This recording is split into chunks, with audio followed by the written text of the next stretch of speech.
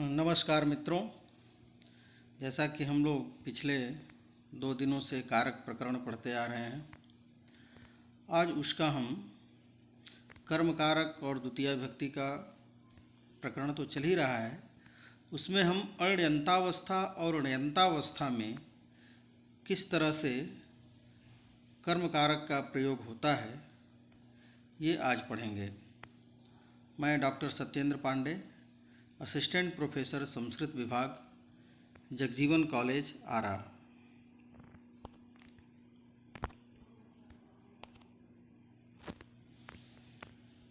आज का सूत्र है गति बुद्धि प्रत्यवसानार्थ शब्द कर्मा कर्मकाणाम अड़िकर्ता सणौ। इसकी वृत्ति है गत्याद्यर्थानाम शब्द कर्मणाम अकर्मकाणाम चाणौ यह कर्ता सणौ कर्म स्यात्। अर्थात गत्यर्थक धातु, बुद्ध्यर्थक धातु और प्रत्यवसानार्थक। प्रत्यवसान कहते हैं भोजन को, तो इसलिए भोजनार्थक, और शब्द कर्मक और अकर्मक, इन धातुओं का अण्यन्तावस्था अर्थात सामान्यावस्था के जो कर्ता होंगे वह ण्यन्तावस्था अर्थात प्रेरणावस्था में कर्म हो जाते हैं। अब यहाँ दो चीज़ें समझने की है, एक अण्यन्तावस्था और एक ण्यन्तावस्था। हम कार्य को दो तरह से करते हैं, एक तो स्वतः प्रेरित होकर करते हैं, खुद की इच्छा से करते हैं, और दूसरा वह होता है जब कोई हमें कहता है कि ये काम करो तब हम करते हैं। तो जब हम स्वतः कार्य करते हैं तो वहाँ सामान्य क्रिया का प्रयोग होता है, जैसे रामः गच्छति। अब यहाँ रामः गच्छति जो है इसका अर्थ है कि राम जाता है। अब यदि हमें इसे प्रेरणार्थक बनाना है तो हम कोई प्रेरणा देने वाला व्यक्ति जब ये कहेगा कि तुम जाओ और तब राम जाएगा, तो उसका किस तरह से प्रयोग बनेगा? दशरथः प्रेरयति, रामः गच्छति, दशरथः प्रेरयति। अब इन दोनों वाक्यों को जब हम संयुक्त रूप से बोलेंगे तो वह इस तरह बोलेंगे, दशरथः रामं गमयति। अर्थात दशरथ ने राम को भेजा या जाने के लिए प्रेरित किया। अब यहाँ पर जो है प्रेरणार्थक क्रिया का प्रयोग हो गया। तो दो वाक्य पहले जो थे वो सामान्यावस्था की क्रिया थी, रामः गच्छति, और जब प्रेरणावस्था की क्रिया हमने लगाया तो वहाँ पर दशरथः रामं गमयति, गम धातु का ही प्रेरणार्थक जब हम प्रयोग करते हैं तो प्रेरणार्थक बनाने के लिए हम धातु से णिच प्रत्यय करते हैं। तो जिस धातु में णिच प्रत्यय लगा है वह कहलाएगा ण्यन्तावस्था की क्रिया, और जिस धातु में णिच नहीं लगेगा, सामान्य क्रिया होगी, वह कहलाएगा अण्यन्तावस्था की क्रिया। तो यहाँ जो बात कही जा रही है कि अण्यन्तावस्था की जो क्रिया है अर्थात सामान्य जो क्रिया है, जब उसको हम ण्यन्तावस्था में बदलेंगे अर्थात प्रेरणार्थक में बदलेंगे, तब सामान्य क्रिया का जो कर्ता था वह ण्यन्तावस्था में अर्थात प्रेरणार्थक में कर्म बन जाएगा, कर्ता कर्म बन जाता है। सामान्यावस्था की क्रिया का जो कर्ता है वह प्रेरणार्थक में कर्म बन जाता है। यही यह सूत्र कह रहा है कि लेकिन कुछ धातुएं जब होंगी तभी, जैसे गत्यर्थक होनी चाहिए, बुद्ध्यर्थक होनी चाहिए, प्रत्यवसानार्थक अर्थात भोजनार्थक होनी चाहिए, या शब्द कर्मक धातु हो अथवा अकर्मक धातु हो, तो इन्हीं धातुओं का जब आप सामान्य क्रिया को प्रेरणार्थक क्रिया में बदलेंगे अर्थात ऋण्यंतावस्था में बदलेंगे, तभी इसके कारक, इसके कर्ता कर्म बनेंगे। उदाहरण से इसको समझेंगे।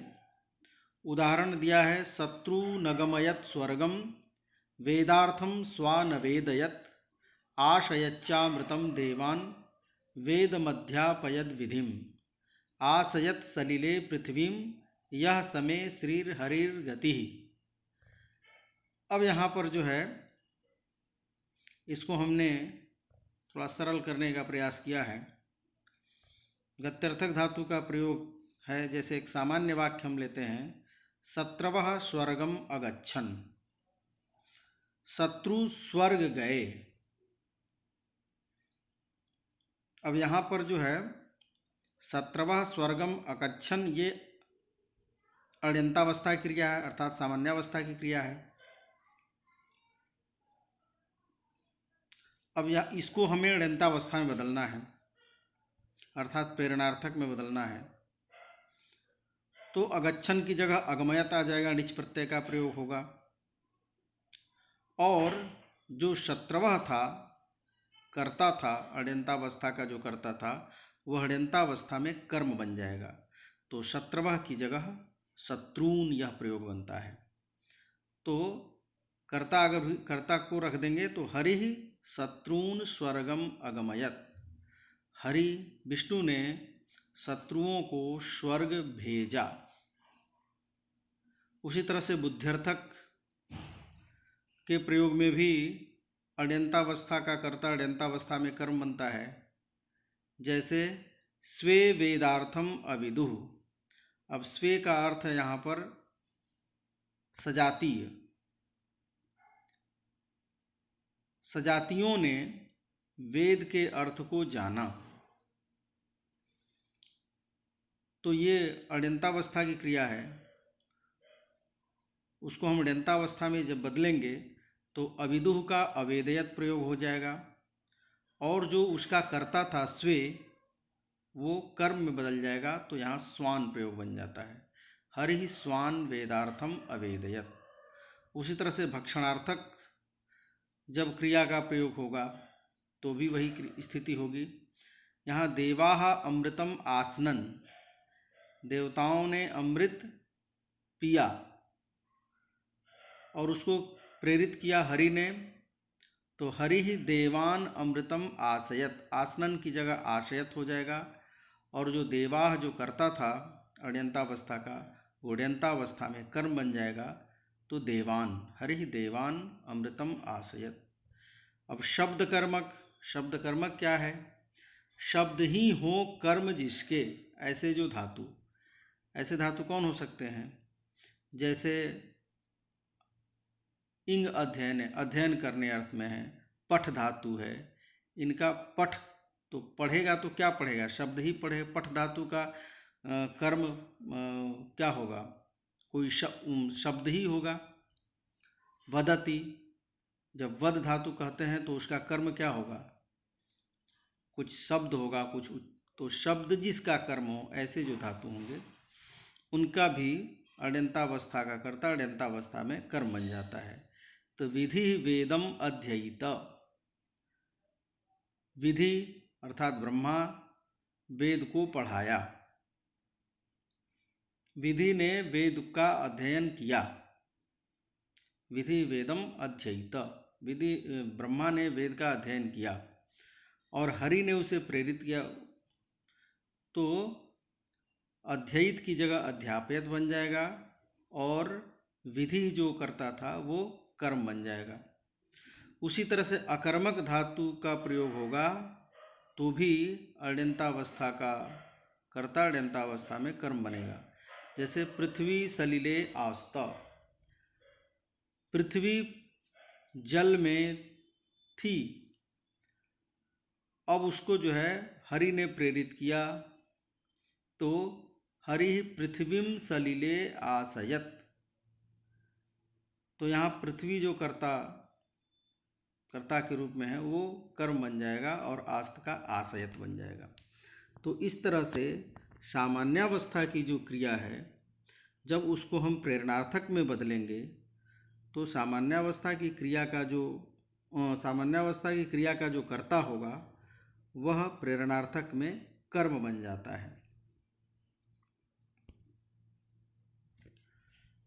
अब कहते हैं कि गति बुद्धि इस सूत्र में जो पद रखे गए हैं उनका रखना क्यों जरूरी है, तो उसके पदकृत्य की ओर ध्यान देते हैं। गत्यादि किम, कहते हैं गति बुद्धि प्रत्यवसानार्थक इत्यादि धातुओं का आपने प्रयोग क्यों किया। केवल यही कहना चाहिए था कि अण्यन्तावस्था का जो कर्ता होता है वह अण्यन्तावस्था में कर्म बन जाता है। तो कहते हैं जब ये हम कहेंगे तो पाचयति ओदनम देवदत्तेन, यहाँ पर अण्यन्तावस्था देवदत्तः ओदनम पचति। अब यहाँ पच धातु का प्रयोग तो गति बुद्धि प्रत्यवसानार्थक में है नहीं, इसलिए यहाँ पर नहीं होना चाहिए, कर्म नहीं होना चाहिए। अगर गत्यादि हम नहीं रखेंगे तो यहाँ भी कर्म होने लगेगा, तो पाचयति ओदनम देवदत्तम ऐसा प्रयोग बनने लगेगा, वो न हो इसलिए कहते हैं कि गत्यादि रखना जरूरी है। जिन अर्थों वाली धातुओं का सूत्र में प्रयोग किया गया है सिर्फ उन्हीं अर्थों वाली धातुओं के अण्यन्तावस्था का कर्ता अण्यन्तावस्था में कर्म बनता है, तो गत्यादि रखना जरूरी है। फिर कहते हैं अण्यन्तानाम किम, ये क्यों कहा आपने कि अण्यन्तावस्था का जो कर्ता होगा वही अण्यन्तावस्था में कर्म बनेगा। तो उसके लिए कहते हैं कि अगर ऐसा नहीं कहेंगे, केवल ये कहेंगे कि गत्यर्थक गति बुद्धि प्रत्यवसानार्थक शब्द कर्मक और अकर्मक धातुओं का जो कर्ता है वह अण्यन्तावस्था में कर्म बनेगा, अगर सिर्फ इतना ही कहेंगे तो गमयति देवदत्तेन यज्ञदत्तम विष्णुमित्रः, यहाँ पर क्या होगा कि गमयति देवदत्तेन यज्ञदत्तम विष्णुमित्रः, देवदत्त जो है जा रहा है और यज्ञदत्त उसे प्रेरित किया और यज्ञदत्त को भी किसी ने प्रेरित किया। अर्थात कोई कार्य व्यक्ति कर रहा है, उसको किसी ने प्रेरित किया, लेकिन जिसने प्रेरित किया था उसे भी किसी ने पहले से प्रेरित किया था। जैसे कोई स्वामी होता है, किसी नौकर से कहा और नौकर व्यस्त है तो वो किसी और को कह देता है कि ये काम आप कराइए। तो इस तरह से यहाँ दो तरह के प्रेरणार्थक हो गए। तो दो तरह के प्रेरणार्थक हो गए, तो अगर अण्यन्तावस्था नहीं कहेंगे तो जो प्रेरणार्थक अण्यन्तावस्था वाली जो क्रिया है उसमें भी द्वितीय विभक्ति होने लगेगी। तो गमयति देवदत्तेन यज्ञदत्तम विष्णुमित्रः, यहाँ देवदत्तेन में जो तृतीय विभक्ति होगी यहाँ पर भी देवदत्तम बनने लगेगा, वो न हो इसलिए अण्यन्तानाम यह प्रयोग किया गया। यहाँ देवदत्त जो है अण्यन्तावस्था का कर्ता नहीं है, अपितु अण्यन्तावस्था का ही कर्ता है। फिर कहते हैं येषाम देश कालादि भिन्नम कर्म न संभवति ते अत्र अकर्मकाः। अब जो अकर्मक धातुओं का प्रयोग किया है इस सूत्र में, तो वो अकर्मक धातुओं से हमें क्या लेना है। अकर्मक धातुएं कहते किसको हैं, तो कहते हैं कि जिसका देश काल के अतिरिक्त कोई कर्म संभव नहीं होता है, वैसे ही अकर्मक का ग्रहण यहाँ पर किया गया है।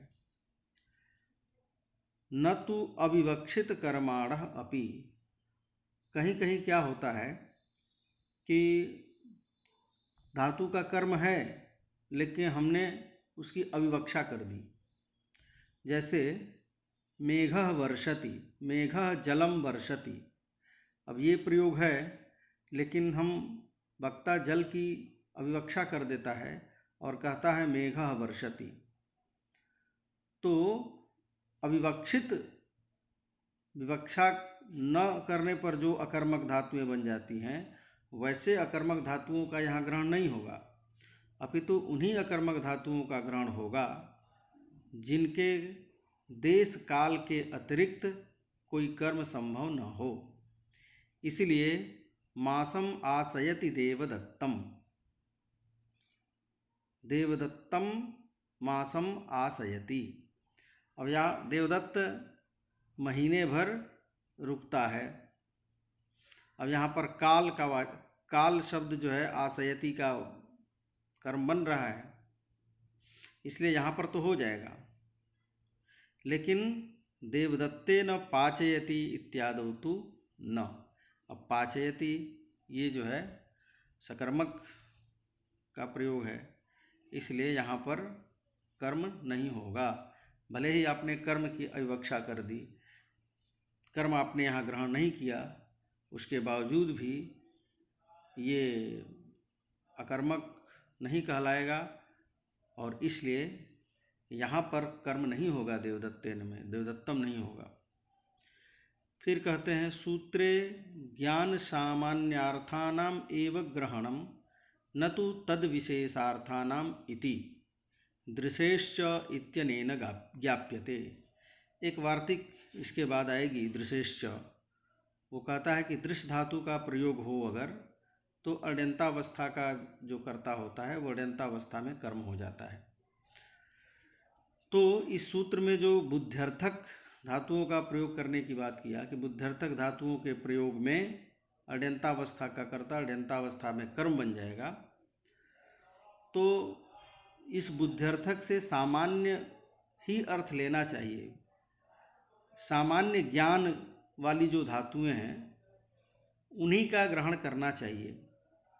विशेष का ग्रहण यदि आप कर देंगे, जैसे स्मरति या जिघ्रति, सूंघता है तो सूंघने से भी ज्ञान होता है, स्मरण करता है उससे भी ज्ञान होता है।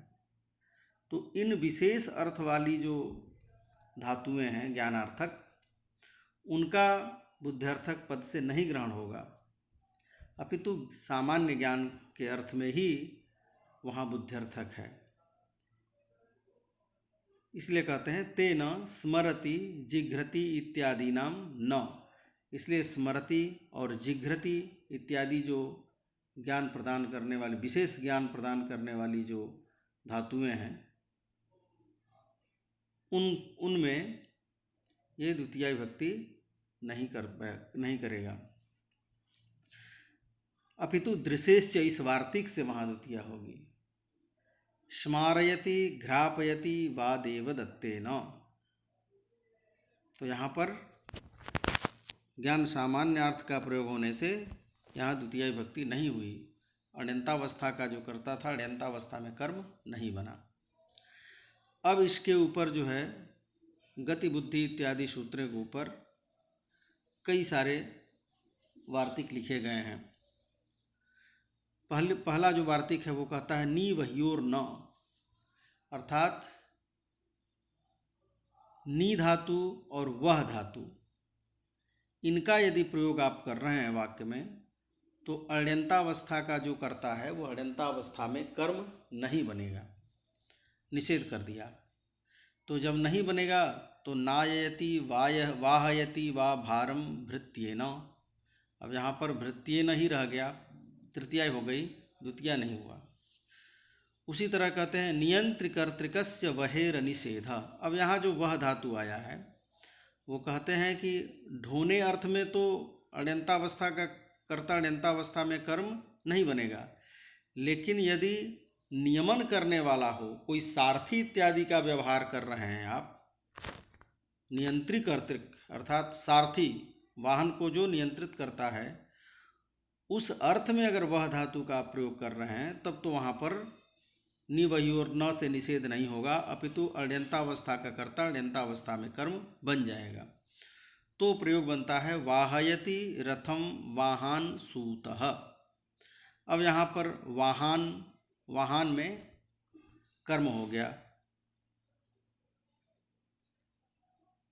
तो इस तरह से निवह्योर न का ये निषेध करता है, या निवह्योर न से जो निषेध होने वाला है उसको ये मना करता है।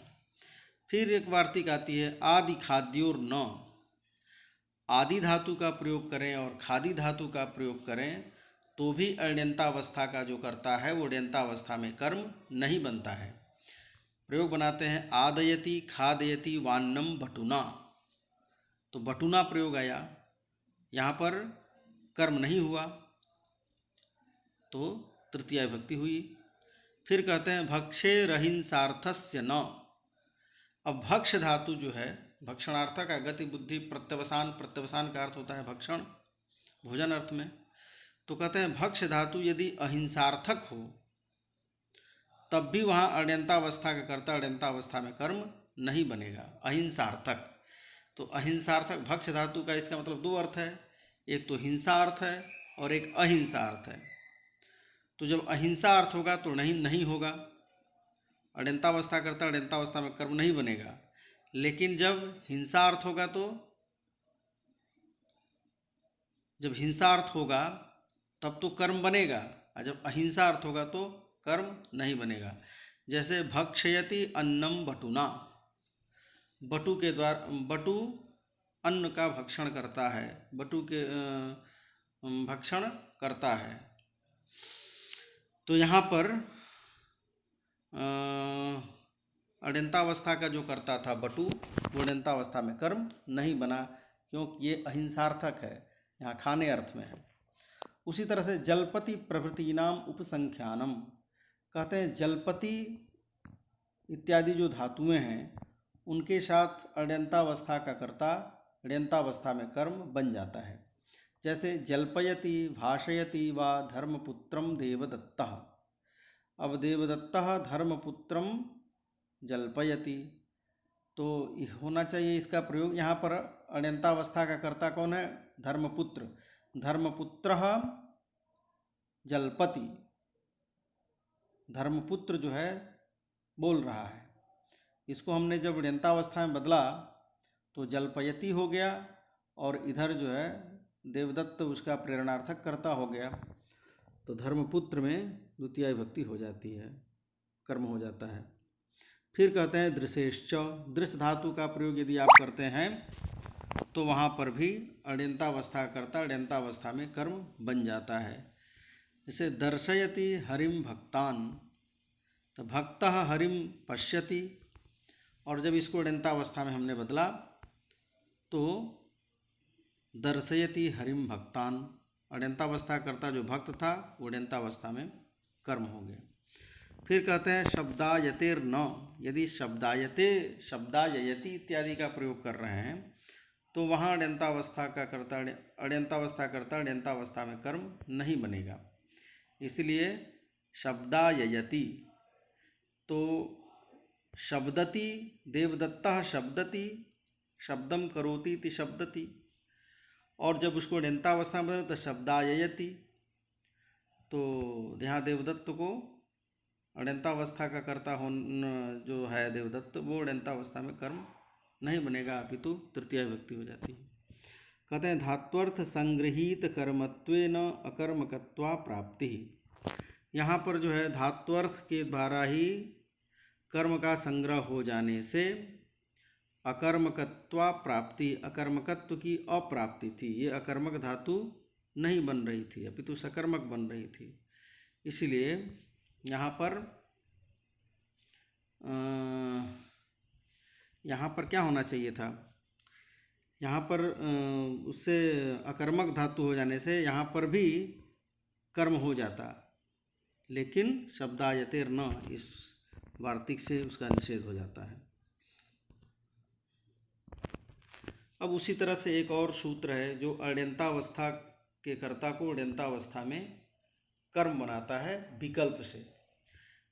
कौन है? ह्रीक्रोरन्यतरस्याम, ह्री धातु और क्री धातु।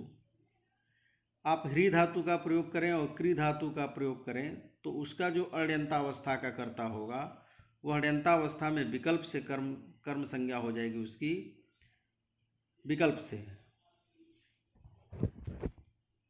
तो अर्थ मैंने लिखा, ह्री और क्री धातु के अण्यन्तावस्था का कर्ता अण्यन्तावस्था में विकल्प से कर्म संज्ञक होता है।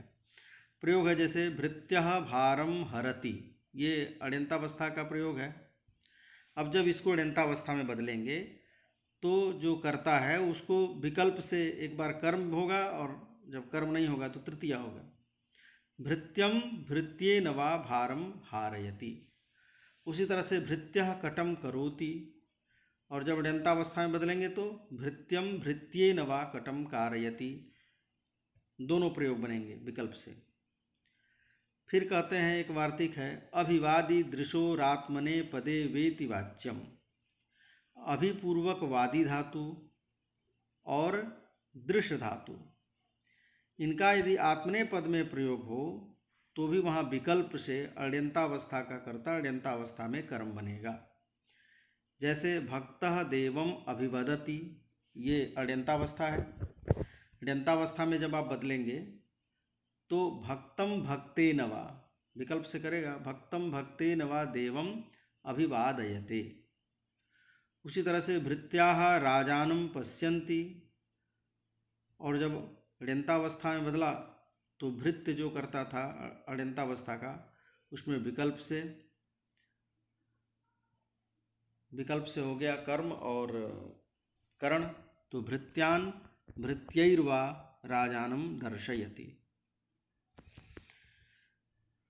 अब जो है प्रसंग आता है, कुछ ऐसे सूत्र हैं जो कि आधार की कर्म संज्ञा करते हैं, अर्थात वहाँ आधार की प्राप्ति है, लेकिन इन सूत्रों के द्वारा ये सूत्र जो है अधिकरण के आधार के बाधक हैं, अपवाद हैं, इसलिए वहाँ कर्म संज्ञा हो जाती है।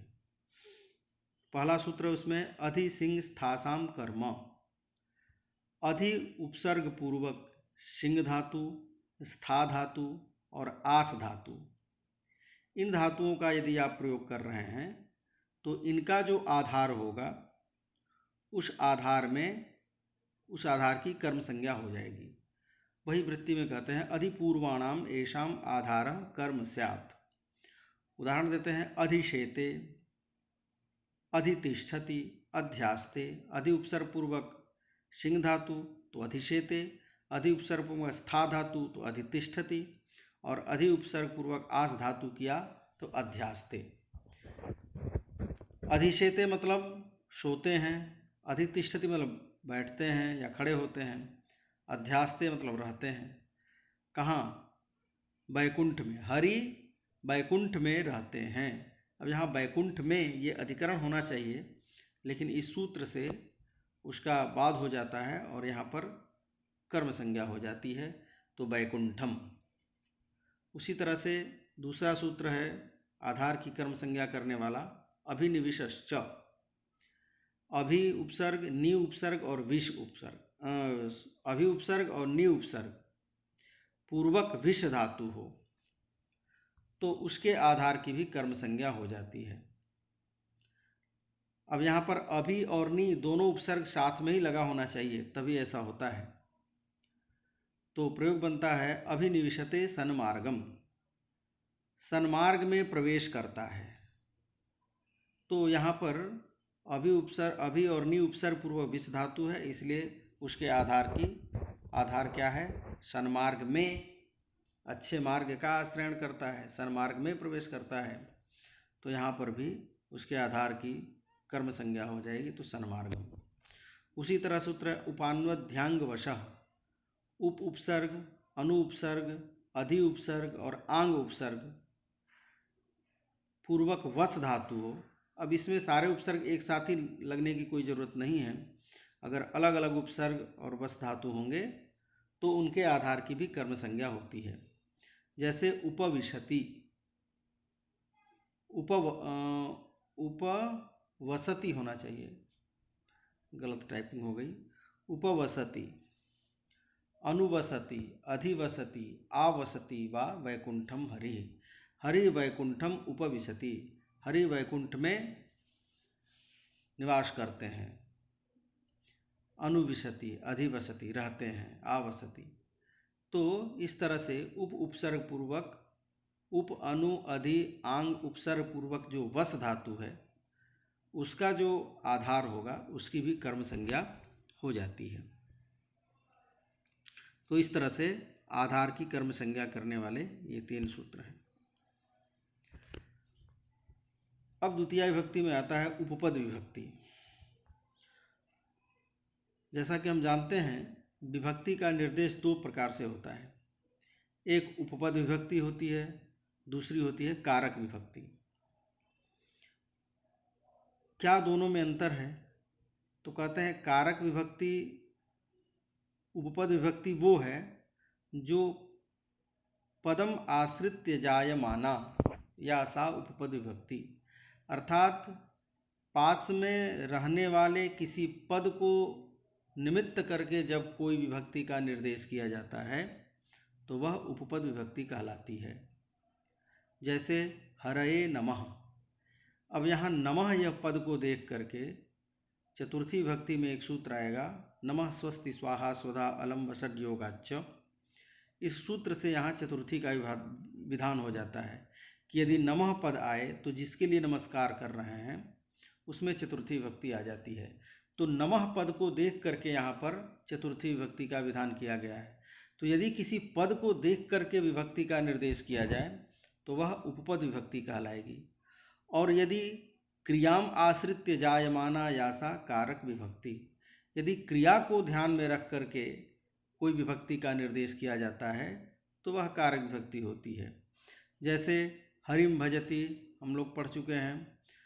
अब भजति इस क्रिया को ध्यान में रख करके हरि का संबंध निश्चित किया जाता है कि कर्ता का अत्यंत अभीष्ट कौन है। कर्ता अपनी क्रिया के माध्यम से जिसको अत्यंत चाहता है, प्राप्त करना चाहता है, तो क्रिया के संबंध के आधार पर हम पहले कारक का निर्धारण करते हैं, फिर उसमें विभक्ति का निर्देश करते हैं। तो जहाँ कारक का निर्धारण करने के बाद विभक्ति का निर्देश करते हैं वो कारक विभक्ति कहलाती है। तो यहाँ हमें उपपद विभक्ति पढ़नी है। उपपद विभक्ति का विधान करने वाले 3 वार्तिक हैं, 2 वार्तिक हैं और 1 सूत्र हैं। पहला वार्तिक है उभ सर्वतसोह कार्या धिगुपर्या दिशु त्रिषु द्वितीया मृडितांतेषु ततोन्यत्रापि दृश्यते। अर्थात उभ और सर्व शब्द से अगर तसी प्रत्यय आप करते हैं तो प्रयोग बनता है उभयतः सर्वतः। तो उभयतः और सर्वतः का प्रयोग आप वाक्य में करेंगे तो वहाँ पर द्वितीय विभक्ति हो जाएगी। उभयतः मतलब दोनों तरफ, तो जिसके दोनों तरफ की बात आप कर रहे हैं। सर्वतः मतलब चारों ओर, हर ओर, तो जिसके चारों ओर आप कह रहे हैं उसमें द्वितीय विभक्ति का विधान होगा। जैसे उदाहरण देते हैं, उभयतः सर्वतः कृष्णम गोपाः। कृष्ण के चारों तरफ और कृष्ण के दोनों तरफ गोप बाल हैं, बालाएँ हैं या बाल हैं। तो इस तरह से यहाँ कृष्णम में द्वितीय विभक्ति हो जाती है। फिर कहते हैं धिक शब्द के योग में भी द्वितीय विभक्ति होती है। उदाहरण देते हैं, धिक कृष्णा भक्तम। कृष्ण का जो भक्त नहीं है उसे धिक्कार है। तो यहाँ कृष्णा भक्तम में द्वितीय विभक्ति हो जाती है। फिर उपर्यादिषु त्रिषु, उपर्यादिषु उसमें जो है आदि पद से लेते हैं अधि और अधस, यानी 3 पद हो गए, उपरी, अधि और अधस। ये जो 3 पद हैं इनके प्रयोग में भी द्वितीय होती है, लेकिन आम्रेडितांतेषु उपर्यादिषु त्रिषु, अर्थात जब इनका आम्रेडित प्रयोग हो। आम्रेडित कहते हैं किसी भी पद का 2 बार प्रयोग करना। तो जब ये उपरी, अधि और अधस ये तीनों शब्द जब 2 बार द्वित्व होकर के प्रयुक्त होते हैं तो वहाँ पर भी द्वितीय विभक्ति हो जाती है। जैसे ऊपर ऊपरी अध्यधि लोकम हरि, लोक के ऊपर में और लोक के समीप में, अधिकार समीप होता है, निकट होता है। तो लोक के समीप ऊपर और लोक के समीप में हरि हैं, विष्णु हैं। तो यहाँ पर लोकम में द्वितीय विभक्ति हो गई। फिर अधोधो लोकम पातालम, अधा कहते हैं नीचे को, लोक के ठीक नीचे पाताल है। तो इस अर्थ में भी अधोधो का प्रयोग किया गया, इसलिए लोक में द्वितीय विभक्ति आ गई। फिर एक और वार्तिक है, अभितः परितः समया निक्षा हा प्रतियोगेपि। इन शब्दों के योग में भी द्वितीय विभक्ति होती है। जैसे अभितः, अभितः का अर्थ होता है चारों तरफ। अभितः और परितः दोनों एक ही अर्थ में है। अभितः परितः कृष्णम, अर्थात कृष्ण के चारों तरफ। तो यहाँ कृष्णम में द्वितीय विभक्ति। फिर जो है समया के योग में, समया कहते हैं निकट। ग्रामम समया, अर्थात गांव के निकट। तो ग्रामम में, समया के योग में ग्रामम में द्वितीय विभक्ति हो जाती है। निकषा का अर्थ भी होता है निकट।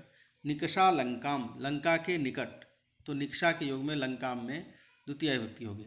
हा शब्द का प्रयोग यदि करते हैं, दुखवाचक हा शब्द, तो वहाँ पर भी द्वितीय विभक्ति। हा कृष्णा भक्तम, अर्थात जो कृष्ण का भक्त नहीं है वो चिंतनीय है, इसलिए हा शब्द का प्रयोग किया गया। फिर प्रति के योग में भी द्वितीय विभक्ति होती है। बुभुक्षितम न प्रतिभाति किंचित, अर्थात जो बुभुक्षित होता है, जो भूखा होता है, उसे कुछ अच्छा नहीं लगता है, कुछ सूझता नहीं है।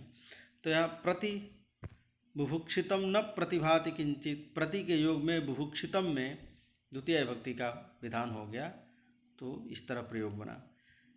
फिर एक सूत्र आता है उपपद विभक्ति करने वाला, अंतरांतरेण युक्ते।